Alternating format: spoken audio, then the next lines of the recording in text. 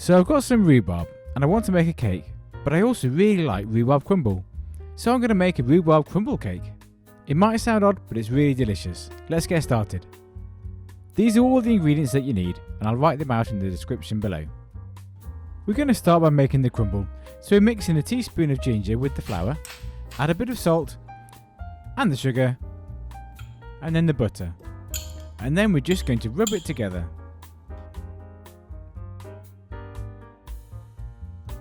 As you're rubbing the butter into the other ingredients, it's good to try and lift it up. That adds a bit of air to the mixture. And when you're finished, it should look something like this. Once done, stick it in the fridge and we'll use it later. Now onto the rhubarb. Trim the ends off your rhubarb stalks, and then simply peel off the outer layer. Of course, it's best to use a blunt knife for peeling this, just in case you slip. Anyway, cut the rhubarb into about 4cm slices. Pop the chunks of rhubarb into a bowl with the zest and juice of half a lemon.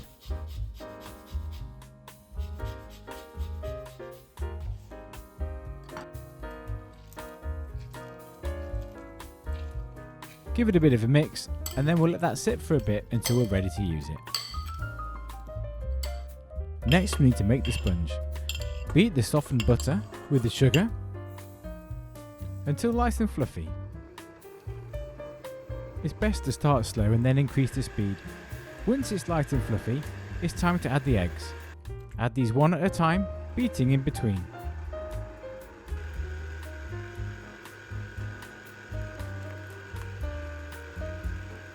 You might find the mixture starts to cling to the side, in which case just scrape it down and then carry on.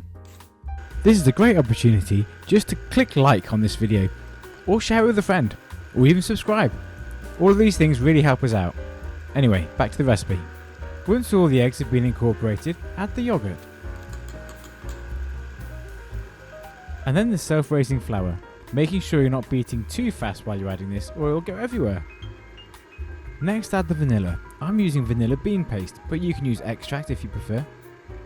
And then finally, a bit of salt, just a pinch.